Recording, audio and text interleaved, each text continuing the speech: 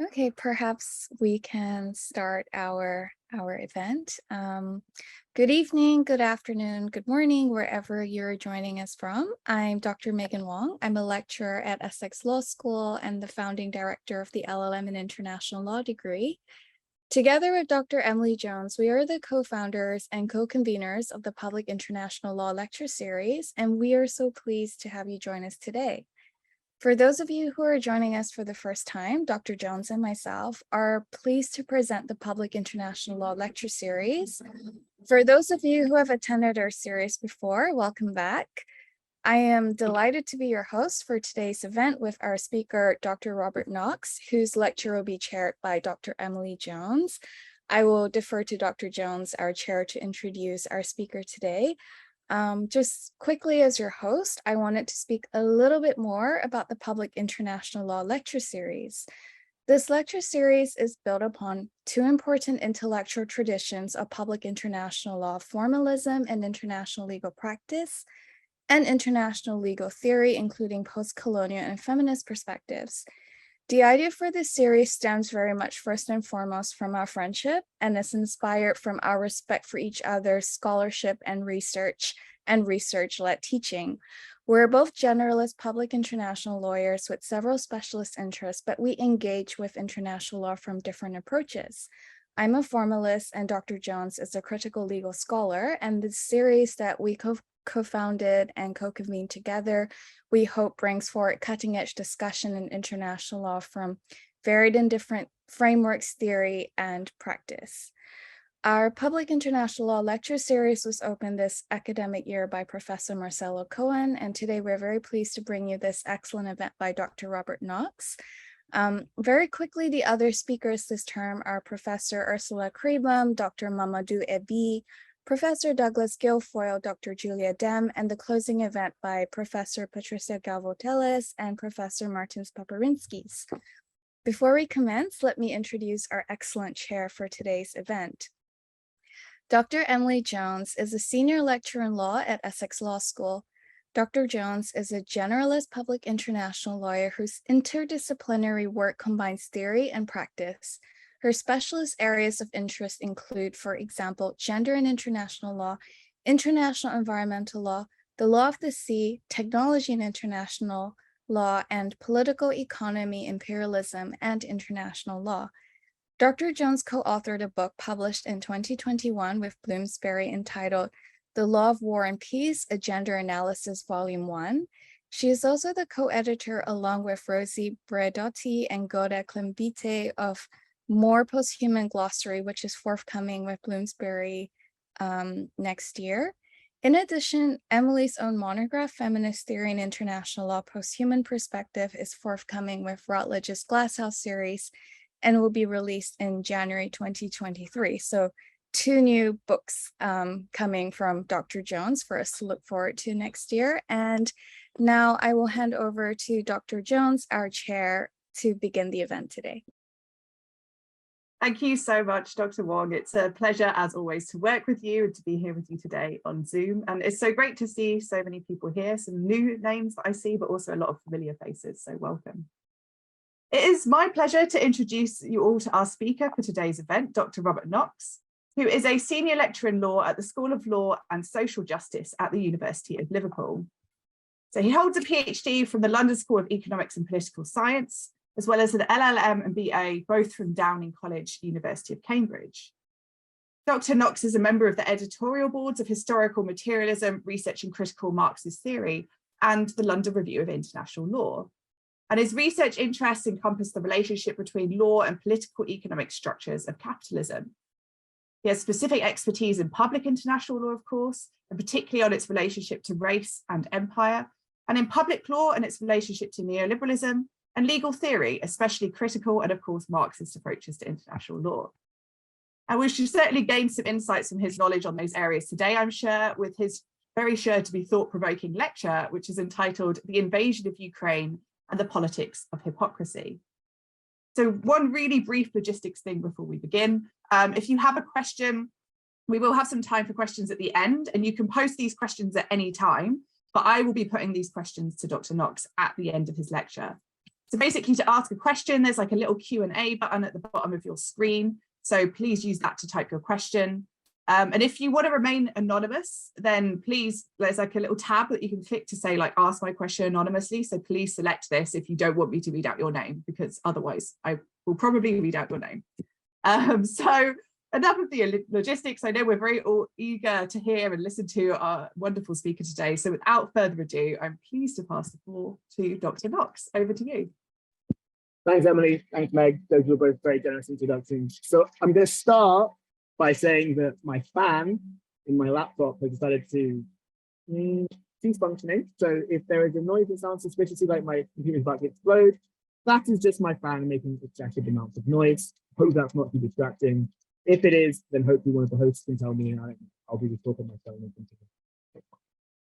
So the talk that I'm going to give today is essentially rooted in a paper that I have forthcoming in the third world approaches to international law review on hypocrisy. Now that piece was essentially finalized around 2019, and then it took several years for me to shop it around, for someone to find it, for someone to be interested in it. Some might say that's because it was incredibly controversial. Others might say it's because there was a lot of words. I'll let you judge which it is. But in any case, it's going to be coming out soon. Now that piece has been specifically inspired by the Russian state intervention into and incorporation of the Ukrainian territory of Crimea. And in that period, right, in that kind of the heady days of 2014, a lot of people had looked at the extraordinary political and legal events of that situation. And what they had seen was the way in which the language of self-determination was kind of coming up, coming down, and becoming increasingly embraced. Now, what's interesting about that use of self-determination is that the Russian state was invoking self-determination in relation to Crimea as a territory. And what the Russian state was invoking there was the precedent of Kosovo. And the Russian state and its legal representatives essentially said, Western states cannot object to our incorporation of Crimean territory because this is simply following the Kosovo precedent. And insofar as they object, that is an act of sheer hypocrisy. And if you look through the series of legal debates that then happen in the context of what goes on in Crimea, hypocrisy abounds. So we've already said that one thing the Russian state says is that. A further argument is around the idea that the US and its allies are incapable or should not be able to invoke international law as against the Russian state and against Russian action because the US itself had engaged in aggressive wars in Iraq and Libya and elsewhere. So in this way, hypocrisy was sparking around in all of these legal and political debates. And in the article, I think to situate that. So what I want to do in this talk is take some of those considerations and think about them specifically in relation to Ukraine and the politics of Ukraine and the implications of hypocrisy. So I'm going to start by describing a little bit about the particular situation of the 2022 Russian intervention into Ukraine. I'm going to say it and talk a little bit about the function that hypocrisy played in various ways in debates around. I'm then going to move on to think a little bit about the importance of hypocrisy in legal arguments, perhaps pushing back against the kind of traditional legal scholarship that we see tonight, and think a little bit more deeply about the kind of theoretical and historical connections between hypocrisy, international law, capitalism, racism. I'm going to use those reflections to pick out a few key moments which we can then use to reflect more specifically and deeply on the contemporary mobilization of the language of hypocrisy in relation to Russia's intervention in Ukraine today, and think a little bit about what that means for us when we're thinking about the politics of invoking that term and in invoking accusations of hypocrisy in terms of a broader critique of international. So as I say, if we fast forward to 2022, when my article still had not been published, on the 24th of February, a date I remember because it's my birthday and it was my 36th birthday, the Russian state launches this full-scale military intervention and invasion into Ukraine. Now, my initial thought, apart from the fact that this is not very good, was also, oh, okay, I've now written an out-of-date article. Great. That is what academia does to you. It takes a toll. But one of the crucial things that happened in that intervention, and one of the really important things from my perspective, is the way in which the discourse of hypocrisy in relation to that Russian intervention is mobilized once again. And it's mobilized by almost all people involved, either in the conflict or around the conflict in particular. So one of the really important things that we see almost immediately is that in its legal justification of the intervention, the Russian state, whilst claiming to act in self-defense, immediately raises the conduct of the US and its allies in relation to Balkans, Iraq, Libya, and Syria. We could go on. And Putin says in that context, in the context of elaborating the justification, well, in those circumstances, the US state and its allies preferred not to point to the norms of international law, but instead do whatever they want. And he condemned condemnations of the Russian intervention on that basis as lies and hypocrisy, because he says, if the international community and these actors will not condemn similar actions, how can they now condemn us? So the overarching kind of accusation of hypocrisy that we see in this context was from the Russian state.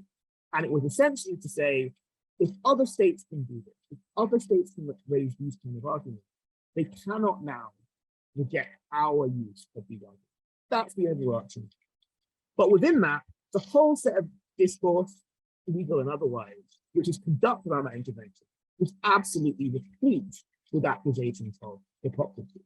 So to just pull a few arguments out here, Europe and European states were accused of hypocrisy for purporting to oppose the invasion, but nonetheless continuing to take energy from Putin and from the Russian state. Emmanuel Macron, of all people, accused African states of hypocrisy for saying we oppose colonialism, but we will not directly condemn the invasion. But most importantly, for the broad purpose of what we're going to talk about today, many people have condemned the hypocrisy of the international legal order and its attendant international legal institutions for the swift action that was taken in relation to Ukraine.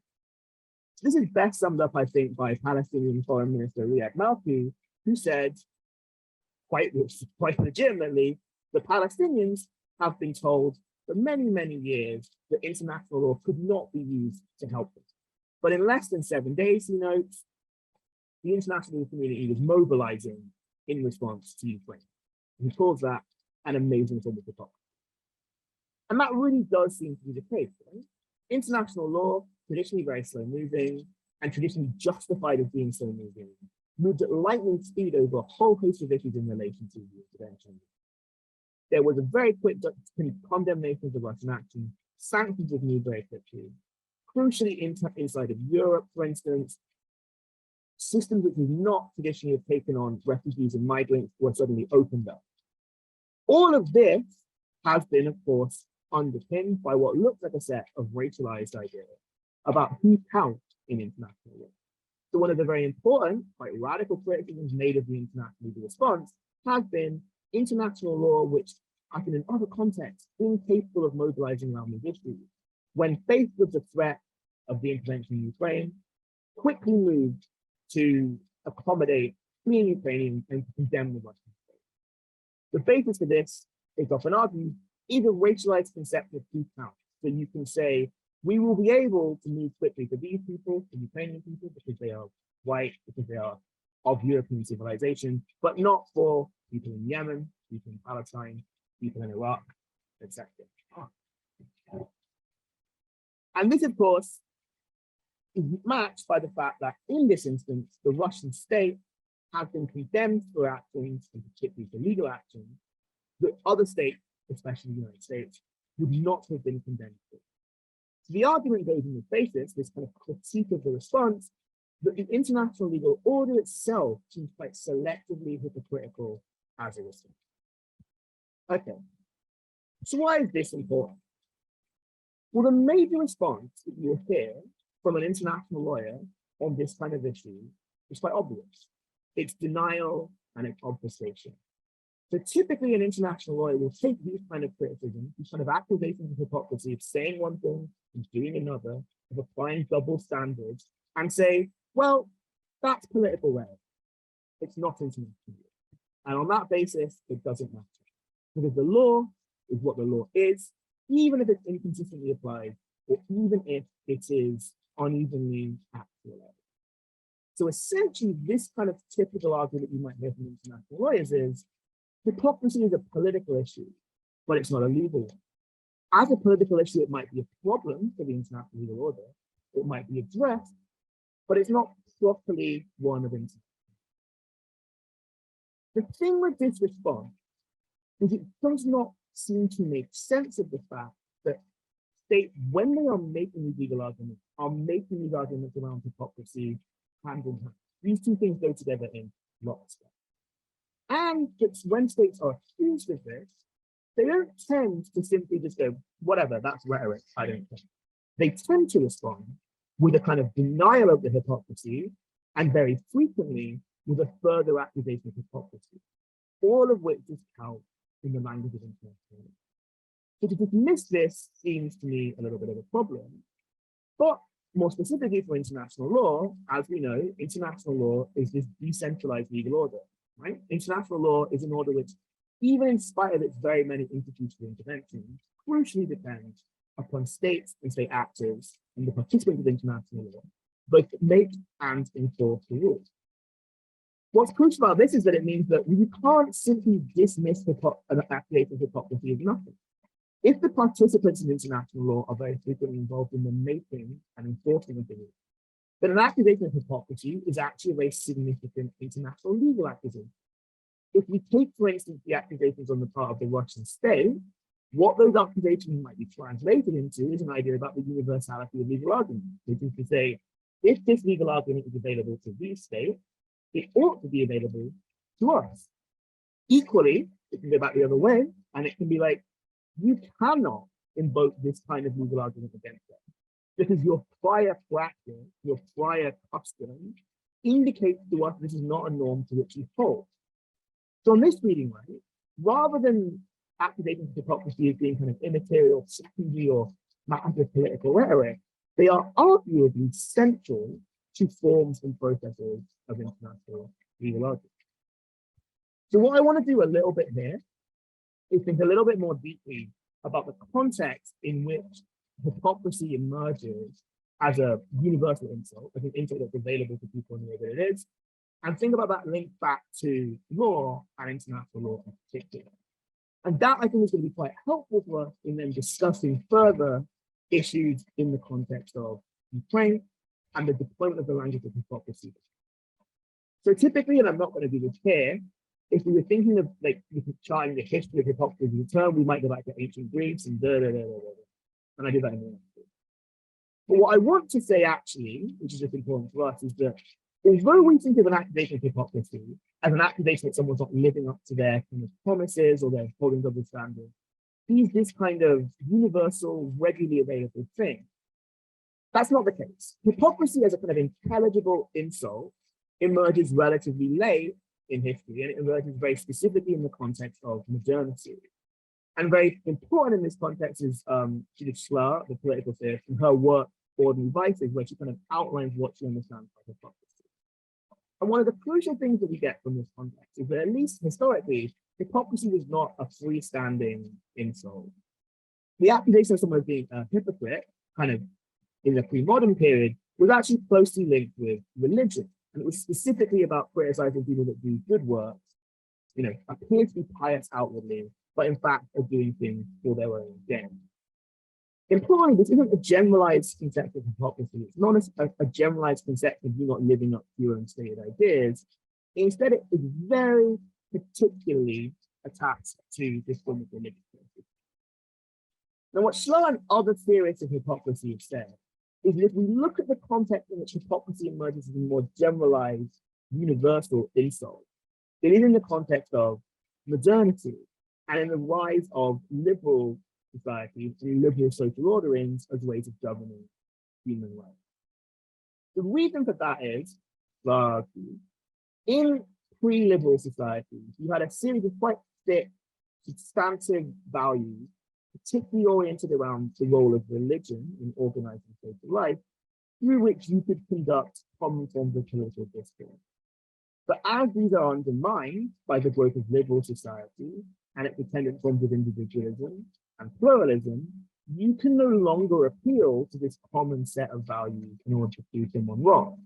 Instead, the most effective way of undermining someone's argument in what Sklar characterizes as the kind of liberal order or modernity is through saying, well, you're not living up to your own values.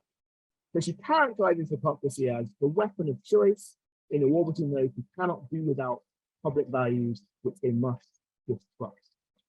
So on the one hand, she argues, the rise of liberalism sets up this context in which hypocrisy emerges as the most effective political insult. At the same time, right, liberal societies are founded on forms of equality, the equality of persons, etc., etc., etc., which in no way describe the reality of liberalism. Instead, liberal societies are replete with exploitation, inequality, differences in power, cynicism. So, crucially, at the same time that liberal societies set up hypocrisy as this universal insult, they also systemically and systematically generate hypocritical behavior, which can then be picked up about that. So what this means, for Sklar, is that modern liberal societies are continually generating hypocritical behavior and then criticizing it and backwards and forwards in what she calls a chain of counter-accusation and accusation. And that, for Sklar, is an impossible situation to escape from. Now, hopefully you can already see, if you think back to the two situations I described in Crimea and Ukraine, how that might look familiar to us. This kind of endless back and forth of accusations of hypocrisy is already there. Now, crucially, in Sklar's own account, there are a couple of weaknesses, which we don't need to go into too much detail, but essentially she neglects kind of the material basis of this kind of argument. Like, why is liberal democracy so systemically contradictory? Why can liberal democracy live up to its own situation? And why is it that this is not just about internal contradictions in liberal society, but rather contradictions between liberal societies and often with other outside, colonial and imperial? What that suggests to us, I think, and what is very important for thinking about this going forward, is we need to think about the role of capitalism specifically in generating both the ability to criticize hypocrisy as universal insult, but also in generating this hypocritical behavior. So really important for me in this respect, and again, in the article, is Marx's account on the Jewish question. And in that account, Marx is a very interesting thing in relation to the Sklar argument, which is that he supplements the kind of Sklar account in which the problem of hypocrisy is a lack of common values, with an account that's based more on a kind of set of institutions which end up being destroyed with the birth of capital. So very famously on the Jewish question, Marx says in pre-capitalist societies, there was no division between civil and political society. And that's because owing to the organization of this pre-capitalist, like tributary or feudal world, you have these kind of sets of political relationships which condition relations of production, of distribution, etc., etc., etc. Power flows from the church and you can have dense networks which end up conditioning where you lie in the social hierarchy and crucially creating an institutional basis for the resolution of disputes on the basis of your position within a particular social hierarchy. That, of course, is a material basis for a situation in which you don't have a generalized argument on hypocrisy, but you have a set of common values, or more specifically common institutions, through which you can make this happen. Really importantly, of course, Marx's argument is that this is a thing which is fundamentally undermined by the rise of capitalism, because capitalism as a system, as a kind of social system, does not condition production, consumption, distribution by one positioning in a fixed hierarchy. It does so through the logic of the market, through the logic of accumulation, and through the logic of profit, which means that this set of dense institutions are an anathema to a rising capitalist class which seeks to undermine that and get rid of it. So, if we're thinking about a collapse of a set of common values after which you can have this hypocrisy happening, that, of course, is the action Marx is describing, the rise of capitalism, which comes to undermine, crucially, this kind of feudal settlement in this kind of way. You lack a set of common institutions and frameworks to do that. I'll explain that point a little bit further. The second thing about capitalism, of course, is that capitalism is a social system where human social needs are only ever fulfilled accidentally. human social needs under capitalism are fulfilled insofar as they can generate profit for capitalism, right? And we know this, that capitalism is a system which reproduces the social totality in the pursuit of profit for the participants in capitalism. What that means, though, is that a lot of the things that happen in capitalist society go on behind, as Marx would put, the back of the people that are involved, right? Social processes which might be under human control, which humans like to say are under their control, are in fact social processes which humans have very little conscious control over. Capitalism has competition, it has laws of motion, and that means that continually people in capitalism may promise one thing, but ultimately not be able to deliver it. So what you get then in the context of capitalism is both a situation in which these common thick institutions are broken down, and in which human beings can make big promises about what they can do, but markets may have other ideas. Witness indeed what has happened with Liz Truss and her glorious revolution over the past few weeks, whereby her promise of what she could do was very rapidly taken apart by a set of capitalist institutions which determined much more what the government or the state could do. So what we get in this situation is this material foundation for thinking about these stuff. But really importantly, and what's very important for our understanding, is that Marx further says this is not just a kind of situation of political economy, whatever that means. It's also importantly a legal or juridical question. And why is that? Well, that's because in a context in which you lack these kind of thick institutions which can regulate human behavior, that is, in classical liberal theory, but also in material reality, where the law steps in. The law steps in as a situation in which a kind of set of formal equality, abstract formal equality between various participants in the new capitalist order can be maintained in order to regulate their behavior. It is, in Hypocrisy words, a situation in which positions can be both associated and dissociated from each other. The law is, in a sense, an attempt to mediate this set of contradictions. But this is what leads to the second set of problems and further deepen this kind of dynamic of hypocrisy.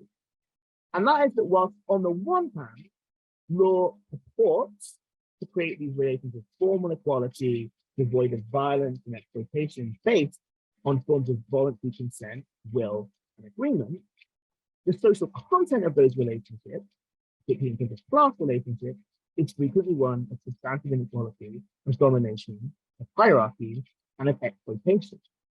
So this then becomes a systemic formulation of the way in which hypocrisy appears as this important insult in modern capitalist society and finds its way into the law.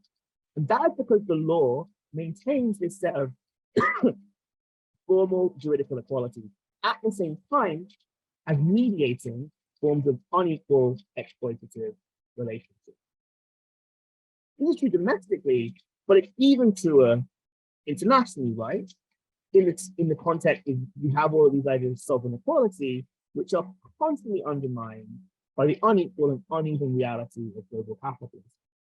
And it's for that reason that we get what Gary Simpson calls a charter liberalism, in which the equality of international law is a very thin liberalism projected onto the international order in which what states can do together is voluntarily consent to the rules that end up governing. And this is why people in international relations have called sovereignty a form of organized hypocrisy, because sovereignty is both constantly violated, is constantly undermined, but states and actors continually appeal to the sovereignty as this kind of legitimate script, as it is here. So the reason this is ultimately important for us is because it gives us a kind of stronger material foundation for thinking about why accusations of hypocrisy might have power of law, and in particular, and that's because the power of the accusation of hypocrisy emerges most specifically and generally, universally, if you like, with the collapse of free capitalist socialism, and therefore the attendant collapse of a common institutional framework with which we advance into the political stick framework. In the context of international law, right, that was what was understood as the kind of the Republica Christiana in the context of Europe. This kind of thick feudal network through which various people were able to engage issues. But importantly, the collapse of this substantive framework didn't imply anarchy, as it were. Instead, capitalist social relations are accompanied by a set of juridical practices organized around formal and abstract equality, or in our case, international law, relations of sovereign equality. The capitalist social relations and their attendant juridical form create the conditions under which hypocrisy can emerge at the universal insult, at the same time as constantly generating that hypocritical behavior. And because of that close interconnection, international legal accusations of hypocrisy become very powerful. So I'll explain why that's a little bit more in the. So that's the kind of basic setup, right? Denying this idea that there's no relationship between hypocrisy and the law, and understanding these deeper connections between the power of accusations of hypocrisy and the way in which capitalist social relations are functioning. So now I want to just take out three key historical moments, both to flesh this out, but also to help explain how it is that the accusations of hypocrisy are functioning in the context of the intervention and invasion of Ukraine. So the broad thing to say, right, is the history of hypocrisy, even in some respects, the history of international law. Because the kind of very thick feudal network that we're talking about characterizes early European forms of law. So the kind of red subject history. And when that collapses, international jurists start inventing theories of sovereignty in which they go, okay, well, if we're saying that you can only consent to laws that bind you, if there's no power that stands above you, how is it that we can say that a state has violated the law if there's not this kind of big code above? Well, the way that you do that very often is through an accusation of essentially hypocrisy. You say, this state has said that this is what they think is the legal, the legal situation that binds them or binds others. They have to live up to that situation. So if you look to the early formulations of international law, the kind of language of hypocrisy is right. And it's right because it represents a way to invoke sovereign judgment without having to always appeal to a thick religious conception of what is said. So within that, right, there are a couple of moments that I think, as I say, is really very helpful. So one really significant moment in the kind of history of hypocrisy is in the context of European colonialism and in the language of civilization. So we all know a lot about the way in which international law has mobilized this language of civilization to deny non-European, or more specifically often people who were not organized within the European social relations, the capitalist social relations, legal characteristics, right? To deny them legal personality. Now, a lot has been crucially written about the racialized relations, the racialized nature of it. But really crucial to that racialized nature was the role that the invocations of hypocrisy played in this context. Why is that? Well, one reason is that in the context of international legal discourse between non-Europeans, European states very frequently encountered people who seemed like they knew a lot about the law and had a lot of civilization about them. And one of the ways in which their claims to civilization were undermined was to say, although they're advancing claims to international law, they lack the racial capacity to reciprocate those claims. They are unable to reciprocate those claims because of their civilizational or racial character. Therefore, they are advancing claims without being able to fulfill them. Therefore, they are acting hypocritically. Therefore, they need to be excluded from the international legal order. You can see this very frequently in a number of the kind of early positive and later positive jurists who are essentially saying, like, look, even if they look like they're saying that, they can't. In someone like Lorimer, a more kind of extreme figure, this gets to the point where Lorimer says, you know, any Islamic invocation of the law must by definition be hypocritical, because even if they profess equality, what they want to do is destroy the legal order. So hypocrisy is invoked there as a way of excluding racialized people from the international law. Now, this language of hypocrisy, right, brings us to our second moment, which is the moment of decolonization and the role that invocations of hypocrisy play in decolonization. Crucially, because of this dependence upon arguments on hypocrisy for civilization, very quickly with the development of the mass liberation movement, the language of hypocrisy moved as a form of condemning colonialism. In particular, what non-Europeans would argue is, well, if we are fulfilling these requirements of hypocrisy, if we are as civilized as you, to not include us in this order would itself be hypocritical. This gets pushed further and further with the growth of the radical communist and anti-imperialist movement, who invoke the language of hypocrisy as a tool to attack the language of civilization, saying civilization is just a language that's used to smuggle in self-advancement under this kind of language. When we get, I'm skipping forward a lot here, to the establishment of the United Nations Charter, this becomes even stronger. Because the United Nations Charter, of course, based upon the voluntary agreement of sovereign states, has a formal commitment, eventually, to the end of colonialism. And non-European states frequently would accuse European states and colonial powers of hypocrisy by saying, you can't sign up to the UN Charter and also support colonialism. You are being hypocritical. So in the context of the kind of the period of decolonization, the hypocrisy very strongly emerges as this weapon of the weak. So the third and final moment is this broader claim about, which is used by third worldist movements to criticize the international legal order itself and say this very legal order is hypocritical, because although it purports to be anti-colonial, the legal order itself is built upon and embeds and embodies all of these colonial relationships. And this was kind of born through in initiatives like the NIEO and broader initiatives to like attack the structure of international emissions more inclusive. Now, these are really interesting sets of arguments, and they go beyond some of the typical implications of hypocrisy, because they try to build political coalitions inside of international institutions, use the General Assembly to almost legislate, and mobilizing these class coalitions in ways which might be able to overturn the existing order. They're ultimately defeated, I would argue, by the fact that they remain committed to a vision of sovereignty in which they would use the General Assembly.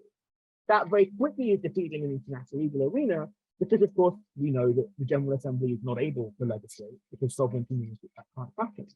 But also, crucially, as Balakrishnan and Madhukar argued, this mobilization of a language of sovereignty on behalf of the third world ultimately gets them into a problem that the sovereignty of the third world state is also the sovereignty of third world elites and the third world ruling classes, who are not building the same kind of broad political project. This radical invocation of hypocrisy flounders on sovereignty itself. Okay, so what is useful about that? And I'll just spend a few more minutes talking about this in the context of Ukraine and then open it up to questions. Hopefully, what we can see is this language of hypocrisy as a historical and material matter very much helps to illuminate what is happening in Ukraine today. And there are a few issues that we might want to pull out to think about what it is that we can do with this language of hypocrisy in relation to the contemporary moment in the future. So the first is this language which emerges throughout the whole period of the ways in which powerful states often invoke hypocrisy. In the context of the Cold War, the US and the Russian state often accuse the others of hypocrisy. And throughout the whole kind of colonial period, powerful states frequently accuse each other of hypocrisy. That, of course, is happening today in the context of the Russian state accusing everyone that's accusing it of being bad of hypocrisy. Racialization is a really key function to this, right? Because one of the ways in which opponents of the Russian state have tried to differentiate their behavior from what the Russian state is doing is the implicit mobilizations of language of racialization, as we saw in the context of civilization of this case. But crucially, and we can return to a little bit in the questions, it is worth saying this is going to happen on all sides. The Russian state invokes its own civilizational, logical, and racialized arguments. So, the second thing that we can kind of see happening in this context is the invocation of hypocrisy as a weapon of the weak. Now, it will be a mistake, I think, to say that that is what is going on with what the Russian state is doing, although some people would want to do that. I don't think that makes any kind of sense.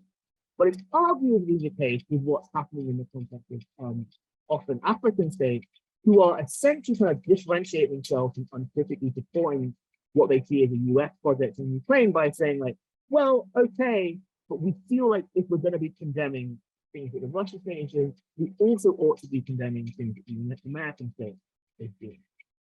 Finally, arguably, we see some of these kind of returns of the radical side of this. This is very often the case in what international lawyers on the left are writing about, in which the international legal order itself is condemned for its racialized differentiation between what's happening in Ukraine and what's happening elsewhere. But what I think we should learn in the context of thinking about these things is some of the limits of how people who are seeking to oppose war and seeking to, like, I don't know, transform international law should be very careful about how they mobilize and invoke accusations of hypocrisy in the context of these things. The first thing is, what we can hopefully see from this whole description of how hypocrisy works is that accusations of hypocrisy are never magic bullets. They are always vulnerable to counter accusations of hypocrisy. A lot of people have complained about this idea of whataboutism and said, well, you're accusing me of saying what about wherever, but those arguments cut both ways. Very frequently, defenders of colonialism have said to people who are attacking colonialism, well, what about this situation? What about this situation?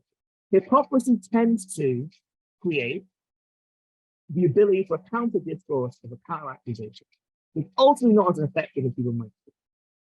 Similarly, accusations of hypocrisy always open you up to the accusation of having other ulterior motives, another kind of claim of hypocrisy. You're defending Russia.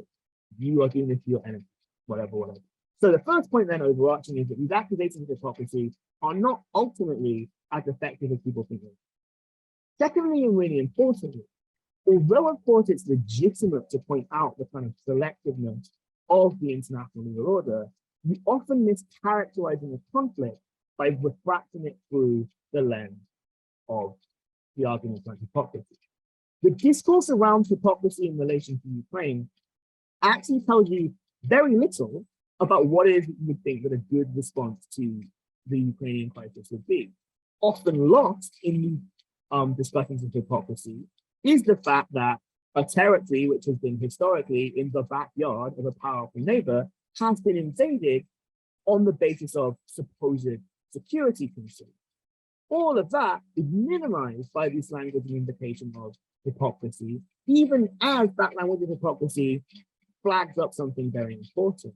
Sometimes you'll see a throat clearing exercise which goes like, obviously I support the right of Ukraine to do X, Y, or Z, but that's probably not good enough. And what it does, really importantly, is it masks the deeper set of social relations and contestations that are going on in that context.